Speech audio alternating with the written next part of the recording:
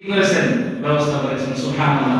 এজন্য ভাই যে আল্লাহ রাব্বুল আলামিন সাহাবায়ে কেরামের জামানায় ছিলেন, সে আল্লাহ কি এখন নাই? অবশ্যই আছে। যে আল্লাহ রাব্বুল আলামিন সারা পৃথিবীর মানুষকে কাফা কাফের, যে আল্লাহ তাআলার খোদাদ্রোহী, আল্লাহর শত্রু, যারা আল্লাহ রাব্বুল আলামিনের নাম হওয়া ব্যক্তিকে দুনিয়া থেকে নিশ্চিহ্ন করে দিতে চান, তাদেরকে আল্লাহ তাআলা সবচাইতে উত্তম ভাবে রিজিক খাওয়াচ্ছেন, তাদেরকে উত্তম ভাবে বস্ত্র পরিধান ইত্যাদি দান করছেন। এমনি ভাবে পৃথিবীতে যত মাখলুক রয়েছে, সর্বনিকৃষ্ট মাখলুক আল্লাহ তাআলা যে প্রাণী রয়েছে, সেগুলোকে আল্লাহ তাআলা কি করতেছেন? প্রত্যেক দিনই কোন প্রাণীকে আল্লাহ তাআলা কি করেন না, উপবাস রেখেন, মারেন না, বা কোন প্রাণীর খুব মারা যায় না। পৃথিবীতে সকল প্রাণী কিছু না কিছু কি আহার অবশ্যই আল্লাহ রাব্বুল আলামিন তাদেরকে খাইয়ে থাকেন। এইজন্য কখনো এই চিন্তায় বেচেন হওয়া যাবে না যে আমি রিজিক কোথায় পাবো, আমার রিজিক কোথা থেকে ব্যবস্থা হবে, আমি এর জন্য চুরি করব বা ডাকাতি করব, অন্যায় পথে খারাপ পথে গিয়ে আমি রিজিকের ব্যবস্থা করব, এটা হতেই পারে না। আল্লাহ রাব্বুল আলামিনের পক্ষ থেকে ফয়সালা আছে আপনার রিজিক। প্রত্যেকটা মানুষকে আল্লাহ তাআলা সৃষ্টি করার পূর্বেই তার রিজিককে কি করেছেন? নির্ধারণ করে রেখে দিয়েছেন।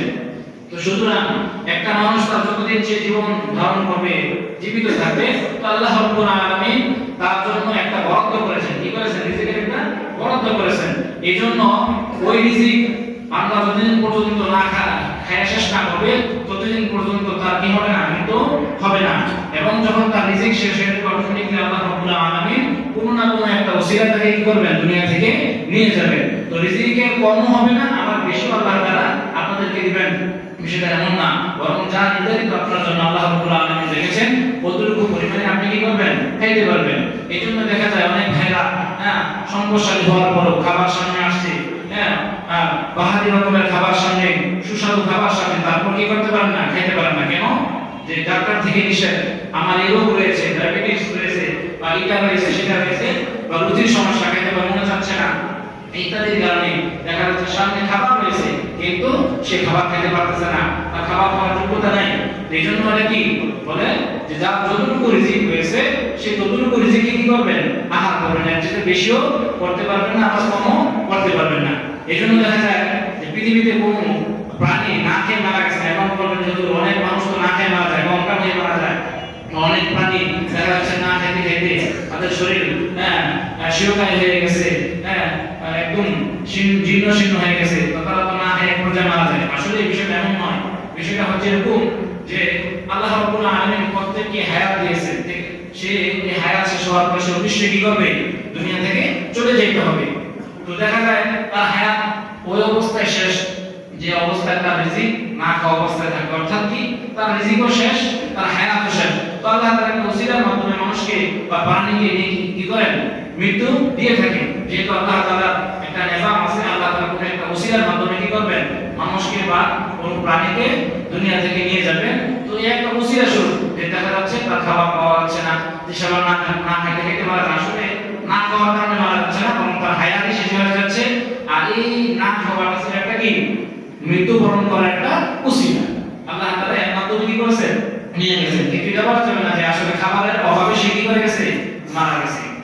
এজন্য দেখা যায় একজন ইমাম বুজুর্গ, ইমাম মুসলিম রাহমাতুল্লাহ আলাইহি সম্পর্কে হয়তো এরকম একটা ঘটনা বর্ণিত আছে যে উনি আল্লাহ তাআলা নিয়ামত খাইতে গিয়ে কি করছিলেন? ইন্তেকাল করেছিলেন।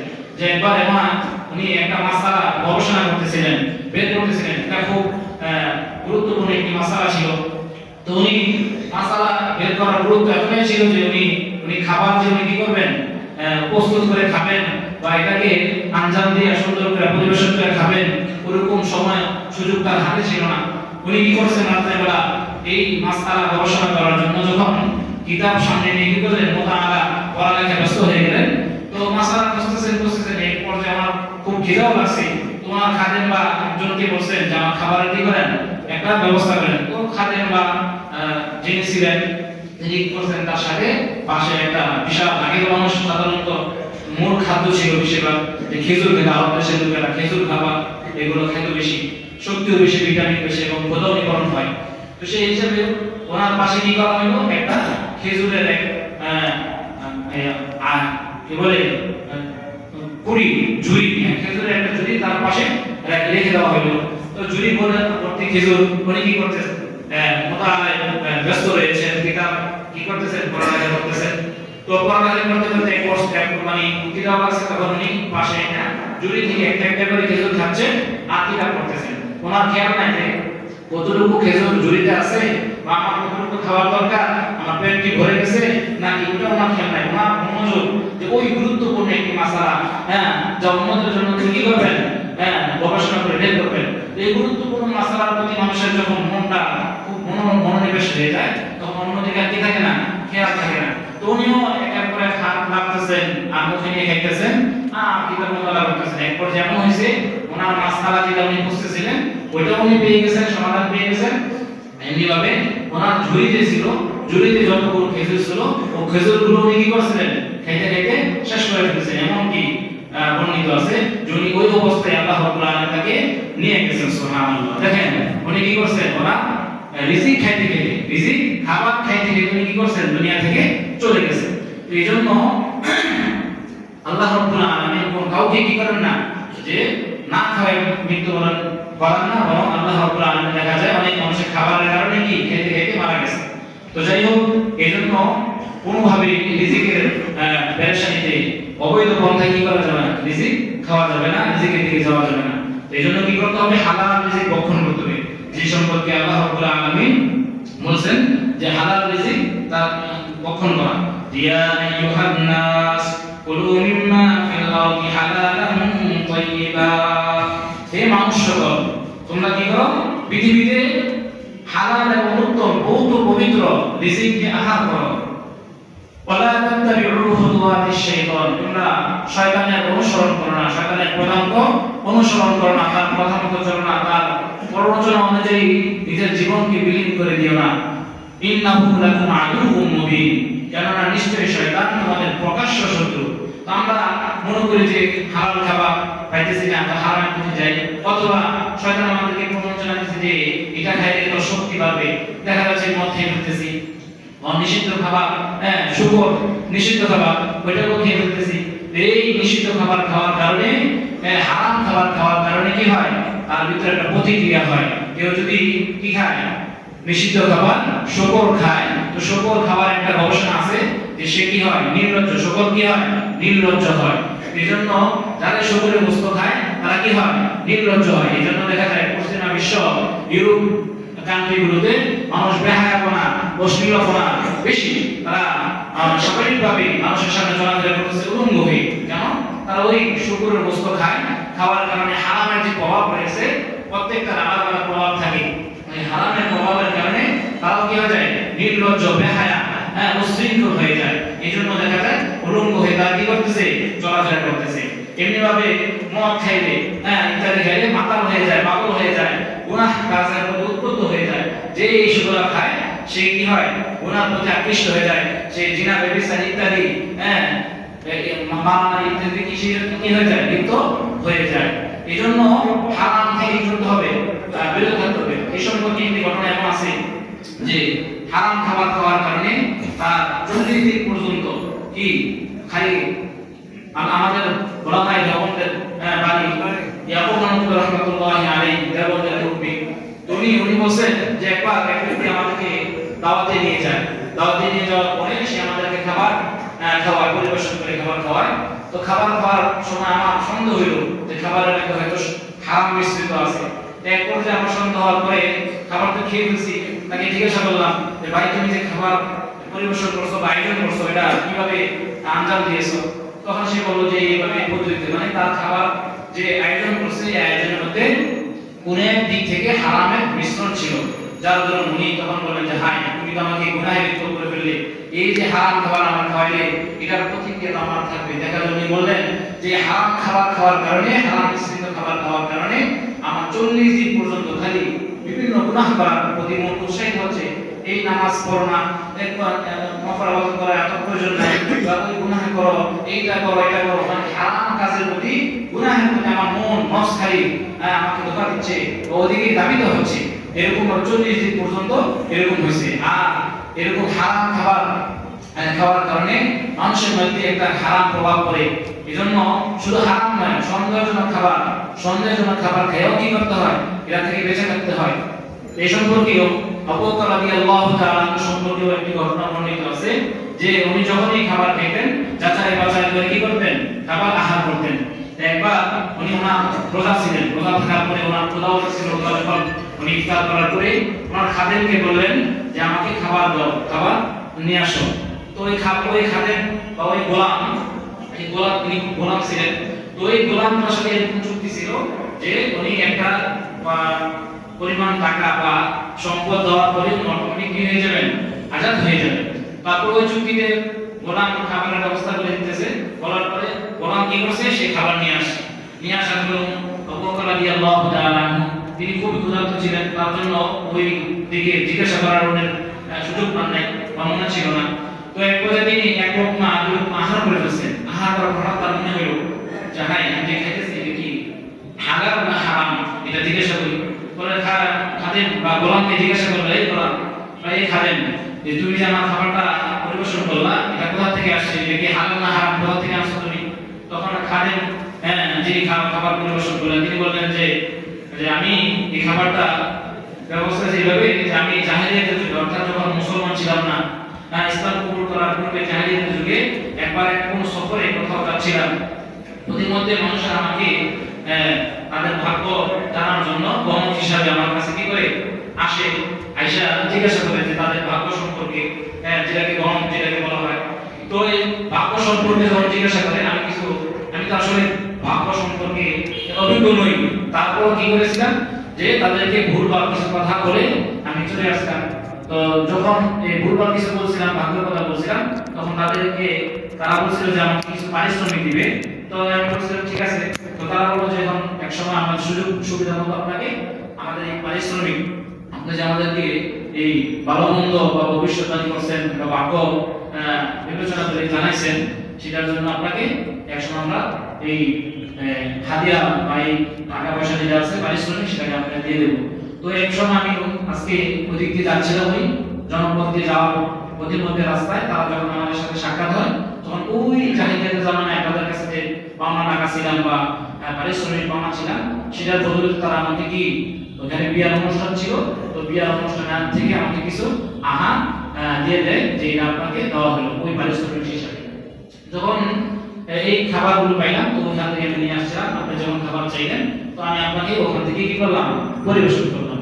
তখন সাথে সাথে নাউযুবিল্লাহ, আস্তাগফিরুল্লাহ, আবু বকর রাদিয়াল্লাহু তাআলা বললেন যে তুমি তুমি আমাকে কি করলে, আমাকে তো হারাম খাবার খাওয়াইলে, তুমি গণগিরি করে মিথ্যা প্রতারণা করে মানুষ থেকে খাবার নিয়ে আসছো, এবং এটা তো নাজায়েজ তরিকা। তো এই তরিকা নাজায়েজ তরিকা, হারাম পদ্ধতিতে খাবার নিয়ে তুমি আমাকে খাওয়াইছো, পরিবেশন করছো। এই কথা বলার সাথে সাথে উনি কি করলেন, ওনার মুখের ভিতরে আঙ্গুল ঢুকাই দিলেন। মুখের ভিতরে কি করলেন, আঙ্গুল গলাতে এবং আঙ্গুল ঢুকাই দিলেন, হাতের আঙ্গুল ঢুকাই দিলেন। ঢুকাইয়া বমি করার চেষ্টা করলেন, কিন্তু পেট তো ক্ষুধা, পেটের ভিতরে তেমন কিছু নাই, বমি হচ্ছিল না।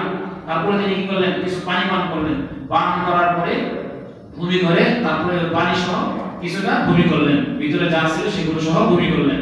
তো তিনি বললেন, তার পাশ থেকে একজন বললেন যে আমিরুল মুমিনিন বা হযরত, আপনি এই যে পান করছেন, অল্প একটু খাইছেন, না জানি খাইছেন, এটা তো মাপযোগ্য ছিল বা আল্লাহর কাছে পাপ পাইতে পারছেন, কিন্তু আপনি এই এক লোকমা খাবারের জন্য এভাবে কষ্ট করলেন কেন? বমি করতে চাইলেন, বমি হইল না, আবার আঙ্গুল দিয়ে আবার পানি খেয়ে তারপরে কষ্ট করে আপনি কি করলেন, বমি করলেন, এত কষ্ট করার কি দরকার ছিল? তখন আবু বকর রাদিয়াল্লাহু তাআলা বললেন যে দেখো, এই এক লোকমা হারাম খাদ্য বের করার জন্য যদি আমার জীবন চলে যেত, জীবন বের করার প্রয়োজন হইতো, আমি সেটাও করতাম, তারপরে এক লোকমা খাবার আমার পেটের ভিতরে কোনোভাবেই আমি কি করতাম না, ভক্ষণ করে থাকতাম না, এবং আমার পেটে হারাম খাবার আমি রাখতাম না। সুবহানাল্লাহ। দেখেন, এক লোকমা খাবার মানে অচেতন ভাবেই অনিচ্ছা সত্ত্বে কি করছে, চলে গেছে। তার জন্য তিনি কতটা কষ্ট করে কি করছেন, ওই খাবারটাকেও বের করে নিয়ে আসছেন। তখন তিনি বললেন, হুজুর সাল্লাল্লাহু আলাইহি ওয়াসাল্লাম বলেন যে লা ইয়াদখুলুল জান্নাতা জাসাদুন বুদিয়া বিল হারাম। এবং আরো হাদিসে আছে লা ইয়াদখুলুল জান্নাতা নাবাতুন মিনাস সুহ, যে শরীর হারাম খাবার দিয়ে কি হয়, হৃষ্টপুষ্ট হয়, তরতাজা হয়, গোশত ইত্যাদি মাংস তৈরি হয়, ওই শরীর জান্নাতে প্রবেশ করবে না। নাউযুবিল্লাহ, জান্নাতে প্রবেশ করবে না, জাহান্নামে ওই শরীরের জন্য যোগ্য। এজন্য হারাম খাবার থেকে কি করতে হবে, বেঁচে থাকতে হবে। এজন্য আবু বকর রাদিয়াল্লাহু তাআলা বলেন যে আমি কোনোভাবেই আমার শরীরে কি করব না, হারাম প্রবেশ করাতে চাই না। এই জন্য দেখেন যে হারাম থেকে বেঁচে থাকার জন্য তারা কতটা চেষ্টা করেছেন। আমরা একটু ওসিলা ছাড়াই এমনিতেই উৎসাহিত হয়ে সম্পদশালী হওয়ার জন্য, অথবা খাবো একটু দেরি হচ্ছে, বিলম্ব হচ্ছে, ধৈর্য হারা হয়ে আমরা কি করি, অন্যায় পথে আমরা হারাম খাওয়ার জন্য লেগে পড়ি, উঠে পড়ে লেগে পড়ি। এই জন্য আমাদের কি করতে হবে, হারাম খাবার থেকে বেঁচে থাকতে হবে। হারাম খাবার খাওয়া এটা জাহান্নাম। যে হারাম খেলো মানে আগুন খেলো, সে তার শরীরকে জাহান্নামের জন্য প্রস্তুত করে নিল। এই জন্য ইবাদত যেটা বলা হয়েছিল যে ইবাদত কবুল হওয়ার জন্য হালাল খাওয়া হচ্ছে শর্ত। আপনি হারাম খাইতেছেন, জাহান্নামের উপযুক্ত শরীর বানাইতেছেন, আবার ইবাদত বন্দী করতেছেন, কষ্ট করতেছেন, সেই ইবাদতটাও কি হয়ে যাচ্ছে, নষ্ট হয়ে যাচ্ছে। এই জন্য কোনোভাবেই হারাম কি করা যাবে না, খাওয়া যাবে না, হারাম খাওয়া যাবে না। আর হারাম খেলে কি, হারাম খেলে এটারও কি একটা প্রভাব রয়েছে। আশরাফ আলী থানভী রাহমাতুল্লাহি আলাইহি থেকে একটা ঘটনা, ওটা হারামের সম্পর্কে আছে। যে আশরাফ আলী থানভী রাহমাতুল্লাহি থেকে বর্ণিত আছে যে একবার এক স্বামী স্ত্রী তারা নতুন বিবাহ বন্ধন করার পরে তারা এই বিষয়ে প্রতিজ্ঞাবদ্ধ হলো যে আমরা এখন থেকে কি করব না, কোনোভাবেই কোনো অবস্থাতেই হারাম খাবার যেন আমরা খাবো না, এ থেকে বেঁচে থাকবো, হারাম খাবার থেকে বেঁচে থাকবো, হালাল খাবো। কারণ আমাদের সন্তান যারা আসবে আমরা চাই তাদেরকে হালাল খাবার খাওয়াই, তাদেরকে কি করতে, লালন পালন করতে, আমরা তাদেরকে জন্ম বা তাদেরকে ভূমিষ্ঠ করতে আমরা চাই, তাদেরকে ধারণ করতে চাই, জন্ম দিতে চাই। এক পর্যায়ে ওই মহিলা থেকে কি হয়েছে, বাচ্চা গর্ভে আসছে, আসার পরে বাচ্চা বড় হয়েছে। বড় হওয়ার পরে তো বাচ্চা বড় হওয়ার পরে হাঁটাচলা করতে পারে। একবার ওই ব্যক্তি কি করলেন, ওই বাচ্চাকে নিয়ে বাজারে যাচ্ছিলেন। বাজারে যাওয়ার পরে রাস্তার মধ্যে বাজারে অনেক ধরনের খাবার বিক্রি করা হয়। তো বড়ই এক ব্যক্তি বড়ই বিক্রি করতেছে। তো ওই বাচ্চা বড়ই দেখার পরে সাথে সাথে টুক করে ঝুড়ি থেকে একটা বড় খাবার নিয়ে টুক করে মুখে দিয়ে দিয়েছে, গেলে ধরে খেয়ে ফেলতেছে। তো বাবা তো আশ্চর্য হয়ে গেছে, হ্যাঁ কি এটা, কি দেখলাম, আমরা এত কষ্ট করতেছি বাচ্চাকে যেন কোনোভাবে হারাম এরপরে আসর না হয়, আমরা নিজেরাও হারাম থেকে বেঁচে থাকছি এবং বাচ্চাকেও সর্বাত্মক তার জন্মের শুরু থেকে আমরা কি করতেছি, এই ব্যাপারে সচেতন রয়েছি যে কোনোভাবেই যেন হারাম তাদের শরীরে বা আমাদের শরীরে না আসে। এই বাচ্চা কিভাবে হঠাৎ করে এরকম খাস করে এই বড়ি নিয়ে মুখে দিয়ে খেয়ে ফেলতে হইতে পারে, এটা কিভাবে হইতে পারে? তো তিনি কি করলেন, বাড়িতে চলে গেলেন। তারা এক কাজ ছিলেন, বাড়িতে যাওয়ার পরে ওই কি করলেন, উনি ছুরি দিলেন যে এখন বউকে জবাই করে ফেলবেন। গিয়ে বলতেছে, সত্যি সত্যি বলো যে আসল ঘটনা কি? এই বাচ্চা এরকম টুক করে কি করছে, বাজার থেকে যাওয়ার সময় রাস্তা থেকে বড়ি নিয়ে খেয়ে ফেলছে, এটা কেন করবে? এটা হতেই পারে না। হারাম খাবার খেলে মানুষ গুনাহ করতে পারে না, ওনার প্রতি ছোট না বাচ্চা এভাবে উদ্বুদ্ধ হইতে পারে না, এরকম হইতে পারে না। তো তুমি আসলে সত্যি করে বলো তুমি কি করছো? তখন বলে, সত্যি সত্যি আমাকে কিছু বলেন, আমি ভুলে এক সময় আমার বেখেয়ালি বা বেখিনা অনিচ্ছা সত্ত্বে ওরকম ভাবে আমি খেয়াল করি নাই যে একদিন সকালবেলা আমি কি করতেছি, আমার বাড়ির আঙ্গিনায় দাঁড়িয়েছিলাম বা আমার ঘরের দরজায় দাঁড়িয়েছিলাম, আর আমার প্রতিবেশী বড়ই গাছের ডালা আমার ঘরের সামনে ছিল। তার ওই বড়ই গাছে কি ছিল, সুন্দর সুন্দর বড়ই ছিল। আমি একটা সকালবেলা কি করেছিলাম, একটা বড়ই দেখে খুব পছন্দ হয়েছিল, আমি পেরে নিয়ে খেয়ে ফেলছিলাম। তুমি যে হারাম খাবার খাইছো, ওই একটা বড়ি, হারাম বড়ি খাওয়ার কারণে ওই আসরটা তোমার সন্তানের মধ্যে কি হয়েছে, হারাম খাবারের আসর রয়ে গেছে, যার ধরুন ওই বাচ্চাও কি করছে, হারাম বড়ি শিখে ফেলছে। এই জন্য হারাম কোনোভাবেই কি করা যাবে না, খাওয়া যাবে না। খাইলেই দেখা যায় নিজের উপর প্রভাব পড়বে, সন্তানদের উপর কি হবে, প্রভাব হবে, এবং অটোমেটিকলি গুনার প্রতি উদ্বুদ্ধ হয়ে যাবে। আর হালাল খাইলে কি হয়, হালাল খাইলে এই হালালের এতটাই বরকত যে মানুষ গুনাহ থেকে বেঁচে থাকার প্রতি তার মন চাবে, সে বেশি বেশি নেক কাজ করবে, বেশি বেশি কোরআন তেলাওয়াত করবে এবং ইবাদত বন্দেগী বেশি বেশি করবে, মজা পাবে। এই সম্পর্কে এক ঘটনা আছে। ইমাম শাফি রাহমাতুল্লাহি আলাইহি তিনি তার ছাত্র ইমাম আহমদ রাহমাতুল্লাহি আলাইহি উভয়ই কি জগৎ বিখ্যাত ইমাম ছিলেন, যারা চার মাযহাবের দুই মাযহাবই তাদের মধ্যে আছে, শাফি মাযহাব, আহমদি, হাম্বলি মাযহাব। তো এই ইমাম শাফি রাহমাতুল্লাহি আলাইহি একবার তিনি চিন্তা করলেন তার প্রিয় ছাত্র আহমদ রাহমাতুল্লাহি আলাইহি দাওয়াত দিবেন যে তাকে এত বড় ইমাম বুজুর্গ, তো ওস্তাদ চাইলে যারা ছাত্রটা এত বড় বুজুর্গ হয়েছে তাকে একটু দাওয়াত দিয়ে আপ্যায়ন করি। তো ওস্তাদ ছাত্রের সাথে এত সম্পর্ক, গভীর সম্পর্ক, মহাব্বত, আন্তরিকতার সম্পর্ক থাকার পরে একবার উনি কি করলেন, চিঠি লিখলেন ইমাম আহমদ রাহমাতুল্লাহি আলাইহি দিকে চিঠি লিখলেন যে আহমদ তুমি একটু আসো, তোমাকে অনেক দিন থেকে দেখি না, তোমাকে আমি মনে চাই তোমাকে কি করি আপ্যায়ন করি, মেহমানদারি করি, অনুগ্রহ করে তুমি আমার বাড়িতে একটু মেহমান হও, মেহমান হলে আমি খুশি হব। তো ইমাম আহমদ রাহমাতুল্লাহ আলাইহি এই চিঠি পেয়ে খুশি হয়ে বললেন যে ইয়া ওস্তাদজি বা হযরত, আমি এমন কি অবশ্যই আসবো, আপনার দরবারে আসবো এবং আপনার মেহমানদারি আমি কি করবো, গ্রহণ করবো। এক পর্যায়ে ওই সময় অনুযায়ী উনি কি করলেন, ইমাম আহমদ রাহমাতুল্লাহ আলাইহি চলে আসলেন। চলে আসার পরে তখন ইমাম শাফি রাহমাতুল্লাহ আলাইহি এর যে আহলে মানে বাড়ির যে মানুষরা ছিল বা সন্তান সন্তানদের অন্য যারা ছিল, মানে অন্য লোকেরা আর কি, বাচ্চারা যারা ছিল, তো ওই বাচ্চারা তো শুনছেন আগে থেকে, বা ওই লোকেরা ঘরের লোকেরা শুনছেন যে এত বড় ইমাম আহমদ রাহমাতুল্লাহ আলাইহি আসবেন, বুজুর্গ মানুষ, প্রখ্যাত বুজুর্গ, তৎকালীন জামানায় বড় আলেম, বড় বুজুর্গ ইমাম, তো তিনি অনেক বড় ইবাদত গুজার হবেন। এজন্য খানাও সুন্দরভাবে তারা কি করলেন, প্রস্তুত করলেন এবং পরিবেশন করলেন। ইমাম শাফি রাহমাতুল্লাহ আলাইহি পরিবেশন করলেন। এক পর্যায়ে ইমাম আহমদ রাহমাতুল্লাহ আলাইহি সুস্বাদু খাবার সামনে রেখে উনি খুব পরিতৃপ্ত হয়ে এত খাবার খাইলেন যে অন্য কোনোদিন এত পরিমাণ খাবার খান নাই। পরিতৃপ্ত হয়ে খুব খাইলেন, একদম আত্মস্থ হয়ে খাইলেন, পেট ভরে খাইলেন। খাওয়ার পরে তিনি কি করলেন, রাত্রেবেলা ওনার জন্য একটা রুম দিয়ে দেওয়া হলো, ওই রুমের মধ্যে সবকিছু প্রস্তুত করে দেওয়া হলো, নামাজের ব্যবস্থা সবকিছু। উনি ওই রুমে গিয়ে যখন রাত্রি যাপন করতে থাকলেন, তো ওনার ইমাম শাফি রাহমাতুল্লাহ আলাইহি বাড়ির লোকেরা বা বাচ্চারা চিন্তা করছে এত বড় বুজুর্গ রাত্রে তো অবশ্যই কি করবেন, তাহাজ্জুদ নামাজ পড়ে আল্লাহর বন্দেগী করবেন, তখন দেখা যায় পানির প্রয়োজন পড়বে। তো এই জন্য তারা কি করছে, এই দরজার সামনে লোটার মধ্যে বা জগের মধ্যে পানি রেখে কি করছেন, পানি রেখে দিয়েছেন যাতে তাহাজ্জুদের সময় নষ্ট করতে যেন ওযু করে ইবাদত বন্দেগী করতে পারেন, তাহাজ্জুদ করতে পারেন। তো এইভাবে যখন উনি তাহাজ্জুদের সময় হয়ে গেল, ফজর শেষ হয়ে গেল, সকাল হয়ে গেল, তো বাচ্চারা বা লোকেরা দেখতেছেন যে ওই সকালবেলা যেভাবে পানির পাত্রটা যেভাবে দরজার সামনে রাখা হয়েছে, সকালবেলাও ঠিক ওইভাবেই বা পানি দিয়ে পরিপূর্ণ পাত্র ওইভাবেই আছে। তো রয়েছে এই কথা দেখে তারা চিন্তা, হাই কেমন ইমাম, রাত্রেবেলা দেখলাম খুব মানে খাদকের মতো খাইছে, কোনো জীবনও খায়নি, এত খানা খাইছে। ইমাম যারা বুজুর্গ মানে দিন বা আলেম, যারা আল্লাহকে ভয় করে, তারা এত বেশি ইবাদত গুজার, তারা তো সাথে এত খাবার খায় না।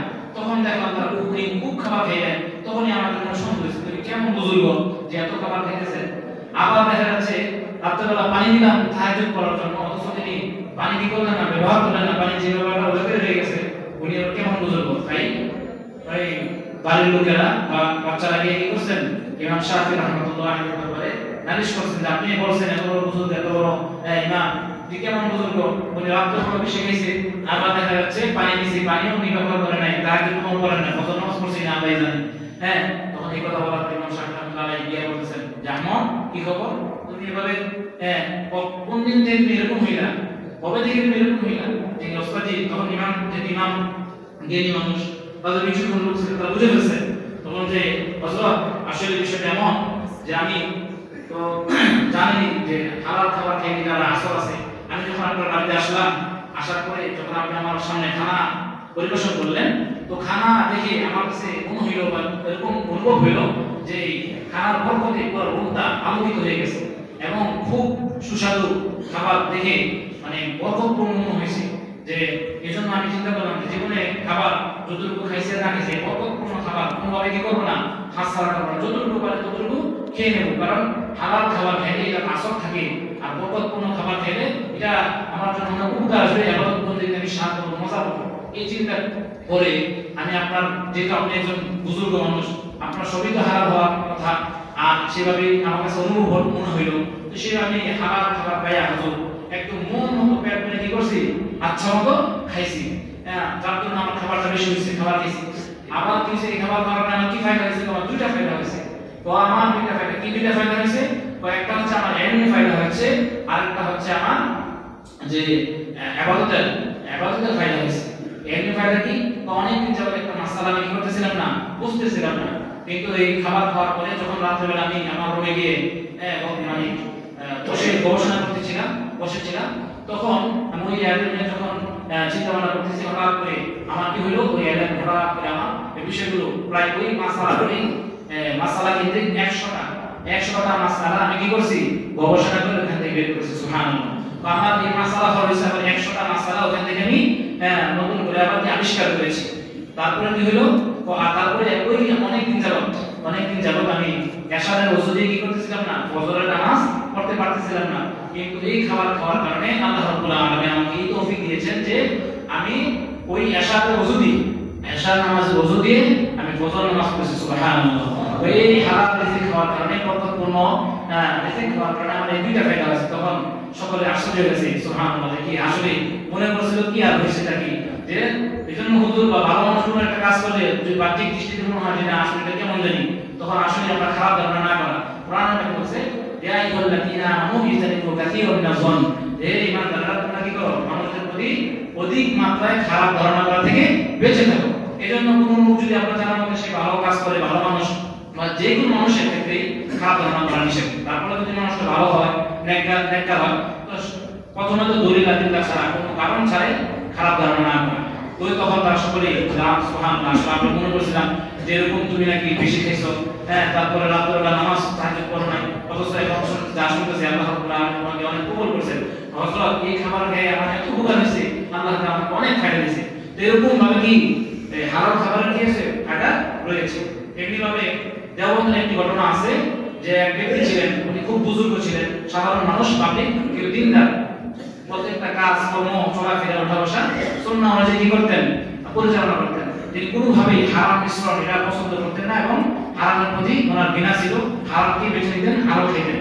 তো ওনার কাজ ছিল যে উনি কি করতেন, ঘাস বিক্রি করতেন, গরু ছাগল ইত্যাদির জন্য কি ঘাস আহরণ করে ঘাসগুলোকে মানুষের কাছে বিক্রি করা। তো ওই দেববন্দের মানুষেরা সকলেই তার ঘাস কেনার জন্য উপরে পড়তো, যে কার কি নিবে, সকলেই প্রসিদ্ধ ছিল ব্যক্তি খুব নেককার, তার ঘাস খেলে বরকত হয়, মানে ছাগল গরু ইত্যাদি যেই প্রাণী থেকে ঘাস খাওয়ানো হয়, ওই গরু ছাগলের কি হয়, গাভী হলে অধিক মাত্রায় দুধ দেয়। এই বরকতের জন্য সকলে প্রসিদ্ধ হয়ে গেছে, সকলে তার ঘাস খাওয়ার জন্য পাগল হয়ে যেত বা বিল লেগে যেত। তো উনিও খুব নীতিবান ছিলেন, যেরকম ভাবে সবকিছুতেই হারাম হারাম বেঁচে খেতেন, নেককার ছিলেন, বুজুর্গ ছিলেন, সাধারণ মানুষ ছিলেন, আবার নীতিবান ছিলেন। কোনো সময় এরকম নয় যে তার ঘাসের পরিমাণ কম হওয়ার কারণে মানুষের চাহিদা বেশি। আমাদের এরকম ব্যবসায়ী যারা যে চাহিদা বেশি হয়ে গেলে, চালান কম হলে তখন সব জিনিসের কি করে দিই, লবণের কেজি 200 টাকা 300 টাকা পর্যন্ত বাড়াই দিই, 10-20 টাকার লবণ, যে সুযোগ বুঝে কি করি মানুষের কল্লা জবাই করে দিই। অথচ উনি কি করছেন, নীতিবান, যে আমি যে ঘাসগুলো আগে কি করতাম, 1 আনা 2 আনা বিক্রি করতাম, ওই ঘাস মানুষের চাহিদা হাজারও থাক, আমি কি করবো 1 আনা 2 আনা কি করবো, বিক্রি করবো। তো ঠিক তিনি উনি ওনার নিয়ম অনুযায়ী একদিন কি করলেন, যে উনি ঘাস বিক্রি করলেন। তো উনি আবার কি করতেন, ওনার যে বিক্রিত ঘাসের যে টাকা আসতো, ওই টাকাটা তিনি 3 ভাগ করতেন। একবার আল্লাহ রাস্তা দান করে দিতেন, আর একবার নিজের জন্য কি করতেন, পরিবারের জন্য রাখতেন, আর আরেকবার তিনি এলেমের কাজে বা হুজুরদেরকে বাৎসরিকভাবে কি করতেন, দাওয়াত দিয়ে হুজুরদেরকে আহার করাতেন, মানে মেহমানদারি করতেন।